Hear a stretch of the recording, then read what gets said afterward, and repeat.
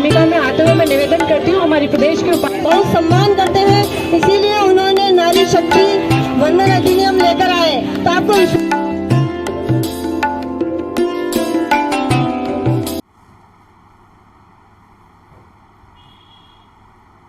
दोस्तों नमस्कार। आज हमारे साथ निवर्तमान पार्षद डॉक्टर सोनिका जैन एडवोकेट, जो महिला मोर्चा की उदयपुर की महामंत्री हैं, IT सेल के अंदर भी आपको अभी प्रदेश में बड़ा पद मिला है।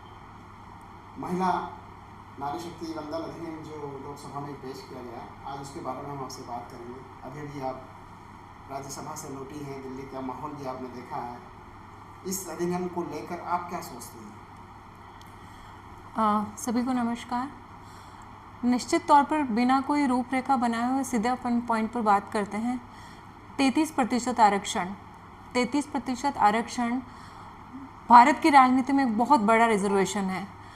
ये रिजर्वेशन 2023 में जब नारी शक्ति वंदन अधिनियम बिल पारित हुआ था, तब सभी पार्टियों की सहमति से ये पारित हुआ था। तब भी इस बिल में 3 चीज़ें जो अभी जिनको लेकर के विरोध किया जा रहा है, तब भी ये एग्जिस्टिंग पॉइंट थे उसके अंदर।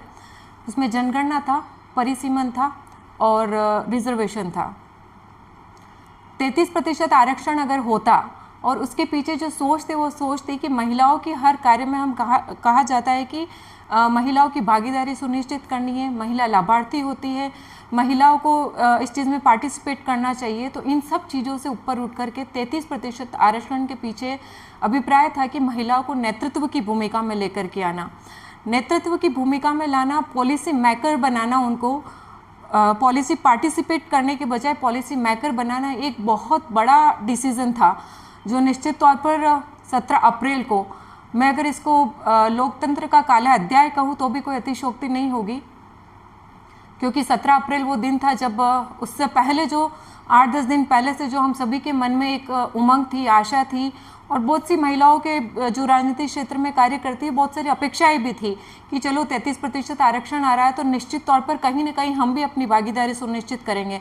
लेकिन 17 अप्रैल 2026 का वो दिन था जिस दिन हम सभी की आकांक्षा और अपेक्षाओं पर एक ठप्पा लग गया और निश्चित तौर पर पूरी सभी महिला वर्ग में इसकी निराशा तो है ही, और निराशा के साथ साथ आक्रोश भी है, क्योंकि अगर हमको ये हक मिलता तो कहीं ना कहीं हम भी अपनी भागीदारी सुनिश्चित करते और कहीं ना कहीं हम भी एक नेतृत्व की भूमिका में आते हैं। और नेतृत्व की भूमिका की बात करूँ तो 2023 नारी शक्ति वंदन अधिनियम बिल जो आ रहा था, उससे पहले भी अगर हम देखें 2014 से जब आदरणीय प्रधानमंत्री नरेंद्र जी मोदी जब प्रधानमंत्री के रूप में लाल किले की प्राचीर से जब देश को संबोधित किया था उन्होंने, तब भी बहुत सी ऐसी योजनाएं थी जो उन्होंने महिलाओं के लिए लागू करी थी। जनधन खाता हो गया, सुकन्या खाता हो गया, सुकन्या योजना हो गया, और गैस के कनेक्शन हो गए, और महिला जो आवास जो योजना थी वो महिला के नाम पर करवाना, ये कहीं ना कहीं महिला को एक सेकेंडरी प्रायोरिटी से लाकर के प्रथम श्रेणी में महिलाओं को खड़ा कर रही थी।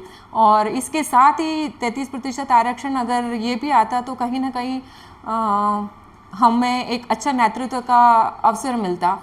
तो ये था 33% आरक्षण, और अगर लागू हो जाता तो, और ये अगर मैं ये कहना चाहूँ कि 33% आरक्षण सिर्फ एक हमारे लिए एक प्लेटफॉर्म था, और आज की महिलाएं इतनी सशक्त है और आज की महिलाएं हर क्षेत्र में अपना नेतृत्व और भागीदारी सुनिश्चित कर रही है।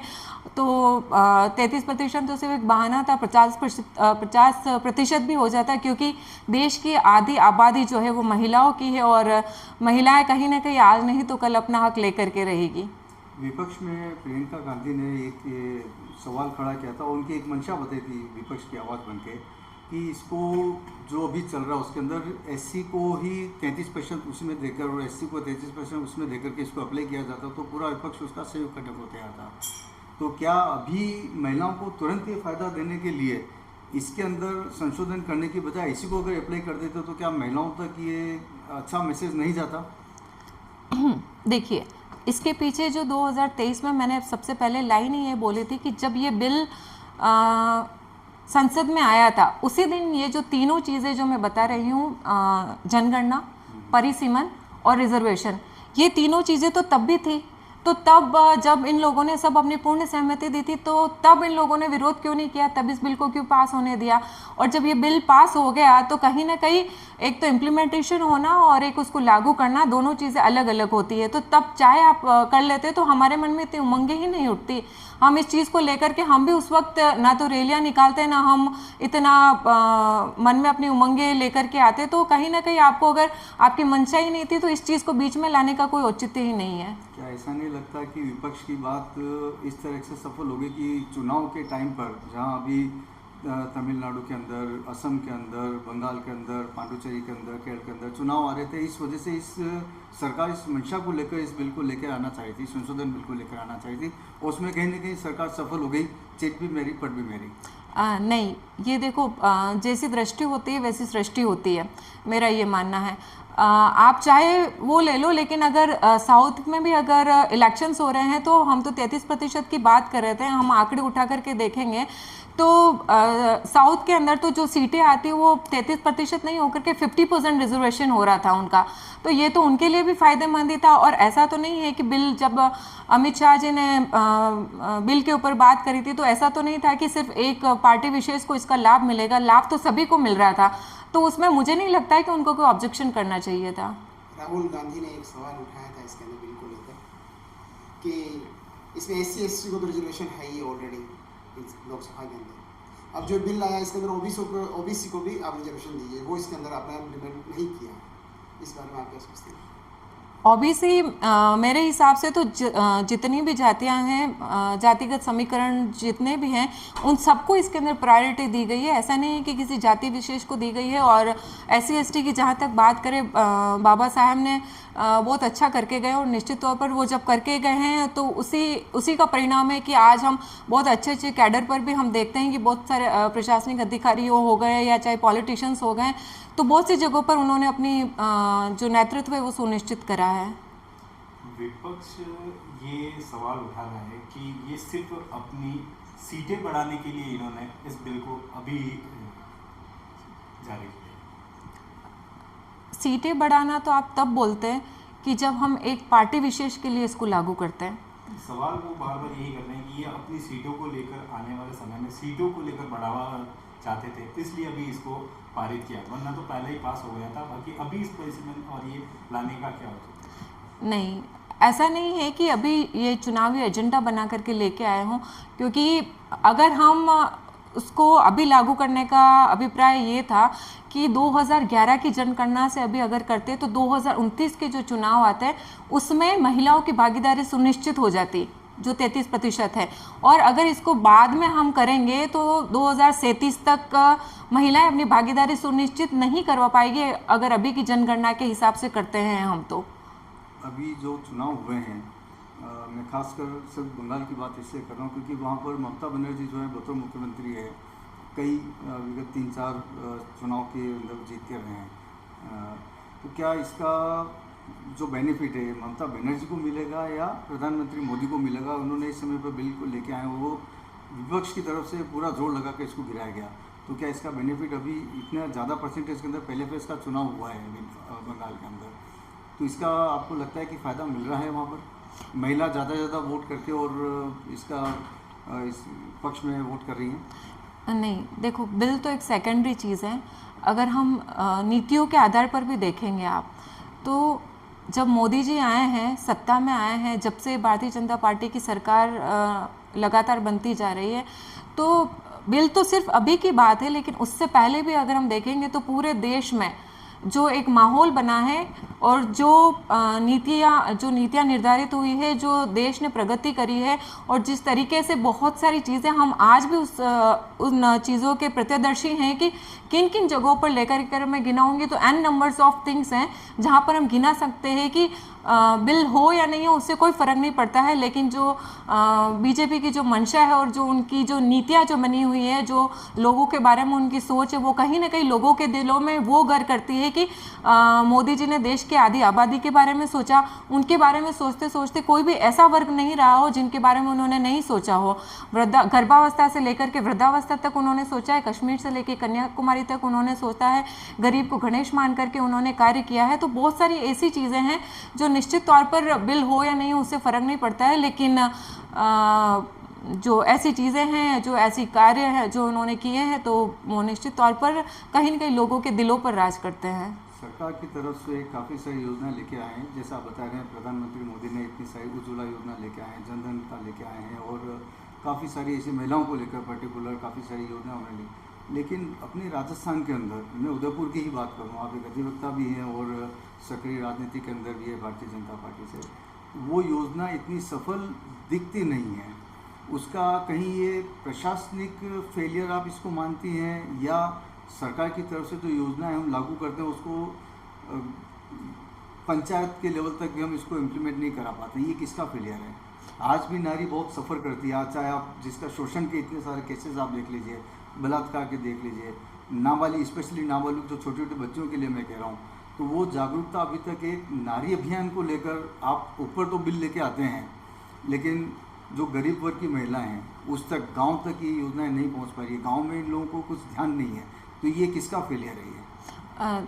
देखो, फेलियर तो नहीं कहूँगी, और जहाँ तक महिला सुरक्षा की आप बात करते हैं तो कहीं ना कहीं उन आंकड़ों में गिरावट आई है। जहाँ पर पहले जो आंकड़े हज़ारों में जाते थे वो निश्चित तौर पर कम हुए हैं। और इतना सब होने के बावजूद अगर विपक्ष की पार्टियां ये कहती है कि विधानसभा में खड़े होकर के कि राजस्थान तो मर्दों का प्रदेश है, इसका क्या तात्पर्य होता है?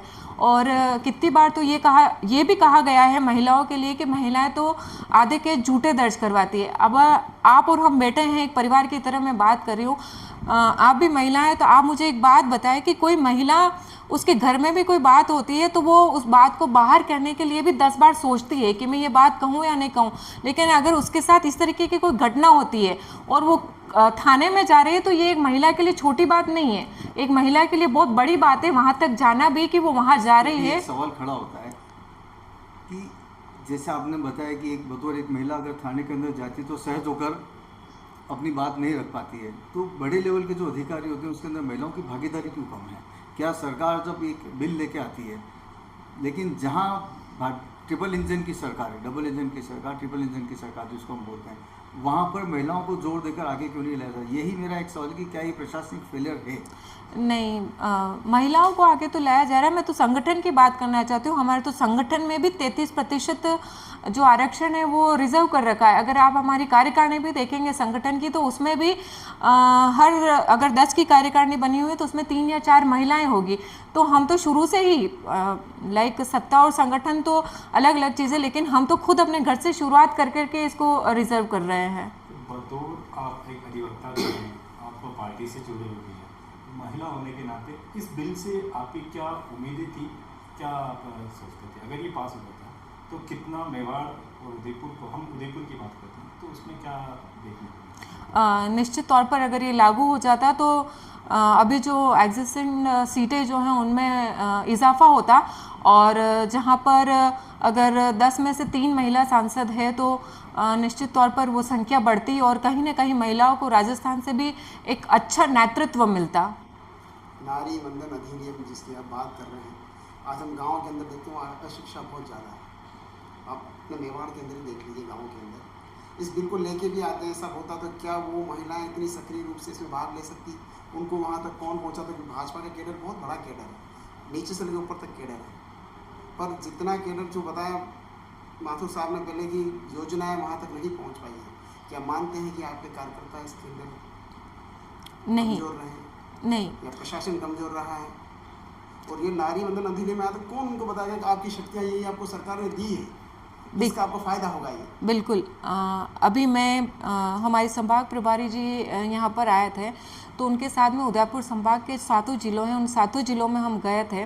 तो 7 जिलों में जाने के बाद अगर हम प्रतापगढ़ गए, बांसवाड़ा गए, डूंगरपुर, आसपुर, राजसमंद, सलूम्बर और चित्तौड़गढ़, और ये जो सारे जिले जो हमने कवर करे हैं, वहाँ पर हर वर्ग की महिलाओं को हमने जो सम्मेलन हुआ था उनको सम्मिलित किया था। और अगर आप देखेंगे भी फोटोग्राफ्स, वीडियो जो मैंने अपने सोशल मीडिया पेज पर भी डाल रखे हैं, तो लाइक प्रतापगढ़ में कम से कम 800 से 1000 महिलाएं थी। प्रतापगढ़ जो भौगोलिक दृष्टि से भी एक एरिया हम मानते हैं कि वहाँ पर सुनिश्चित करने के लिए आपको इसमें पार्टिसिपेट तो करना पड़ेगा। और एक और बात मैं कहना चाहूँगी कि पहले हम सुनते थे कि सरपंच पति, पार्षद पति, तो ये चीज़ें सुनने में आती थी, और जब से रिजर्वेशन हुआ है, चाहे किसी भी श्रेणी का हुआ हो, तो आप देखेंगे कि पार्षद पति से निकल के या फिर सरपंच पति से निकल करके अगर 33% आरक्षण आता है तो वो पार्षद पति सरपंच पति से निकल करके वो एक मुख्य भूमिका में आती, तो ये एक बहुत बड़ा फ़ायदा होता। शहर के अंदर भी ऐसी कई जिसको हम बोलते हैं बस्तियाँ, कुछ कॉलोनी के अंदर तो आप मान सकते हैं कि जो युवा लड़कियां हैं या जो शिक्षित महिलाएं हैं वो अपना रास्ता बना लेती हैं, बट ऐसी जो जिनको हम कच्ची बस्ती बोलते हैं वो हो गया। और ग्रामीण क्षेत्र के अंदर आप चले जाएं, वहाँ की महिलाओं को, लड़कियों को एक तो शिक्षित नहीं है, सेकंड उनके पास कमाई के साधन नहीं है। आज जैसे सरकार ने कई योजनाएं निकाल रखी है, सिलाई सिखाने के वो निकाल रखे हैं, ऐसे जैसे जिला उद्योग केंद्र के अंदर कई सारे ऐसे महिलाओं के लिए लिख रखे हैं जिसके अंदर लघु उद्योग कर सकते हैं, ऐसे कई प्रशिक्षण दिए जाते हैं। बावजूद उसके वहाँ पर महिलाएं और लड़कियाँ नहीं दिखती है। हमारा आपसे बार बार एक ही सवाल रहेगा कि क्या ये फेलियर प्रशासनिक है या फिर जो सरकार उसको योजना को लेके आ रही है। अगर आज गांव के अंदर किसी महिला को ये नहीं पता है कि भाई यहाँ पर सरकार ने ये चीज़ ऐसा लगा रखा है अभियान, और वहाँ तक महिलाएं और लड़कियां नहीं पहुँच पाएंगी, तो ये किसका फेलियर है? क्योंकि जब तक महिलाएं आप आगे उसको आप आरक्षण दे दो लेकिन महिलाओं की भागीदारी नहीं होगी तो ये बिल स्वतः ही खारिज हो जाता है। बिल्कुल। देखिए, इस बात का मैं आपको उत्तर इस तरीके से दूंगी कि महिलाओं तक आपकी एक जो बात है ना कि अगर कोई किसी चीज़ को, किसी व्यक्ति को ज़रूरत है और वो लाइक डिमांड सप्लाई तक नहीं पहुंच पा रही है, बात ये हो रही है, तो इसका मैं बताना चाहूँगी आपको कि राजीविका के माध्यम से हम महिलाओं को, लखपति दीदी नाम की योजना हमने सुनी होगी, अगर कोई ऐसा वंचित रह जाता है तो उसका मुझे नहीं पता, लेकिन लखपति दीदी के माध्यम से अगर मैं आपको बताऊं, हम आंकड़े भी उठा करके देखेंगे तो करोड़ों महिलाओं ने लखपति दीदी के माध्यम से लाखों रुपए का ऋण लेकर के अपने आप को गाँव-गाँव में सक्षम बनाया है। और राजीविका एक ऐसी योजना है जहां पर आप 100 रुपये इन्वेस्ट कर करके भी आप 10,000 रुपये, और उससे अगर आपकी परफॉर्मेंस अच्छी होती है तो आप लाख और 10 लाख या करोड़ रुपए तक का अभी तक आपके पास ऐसा प्रोविज़न आया है कि आप इतना लोन ले सकते हैं। और ऐसा नहीं है कि महिलाओं ने नहीं किया है, अगर कोई वंचित भी रह गई हो या रह जाते या जिन तक हम नहीं पहुंच पाए, तो निश्चित तौर पर आप तो एक चौथे स्तंभ हैं, तो आपके माध्यम से भी बहुत सी बातें ऐसी होती, कई बार हम भी देखते हैं सोशल मीडिया से या फिर समाचार पत्रों के माध्यम से, अगर कोई वंचित रह गया हो तो हम सभी आपस में एक दूसरे के सहयोगी हैं, क्योंकि कुछ चीज़ें होती है तो आपके ध्यान में आती है, हमारे ध्यान में नहीं आ पाती है। तो आप भी एक अच्छा माध्यम है जिसके माध्यम से अगर आप बताएंगे कि ये वंचित रह गया, ये वास्तव में नीडी पर्सन था, इसको कोई चीज़ नहीं मिली, तो हम उस तक पहुंचने का प्रयास करेंगे और निश्चित तौर पर उसकी जो समस्या है उसका समाधान करने का कोशिश करेंगे। आंगनवाड़ी एक सरकार की संस्था है। द कलर्स 18 उदयपुर न्यूज़ को सब्सक्राइब करें और हमेशा अपडेट रहिए।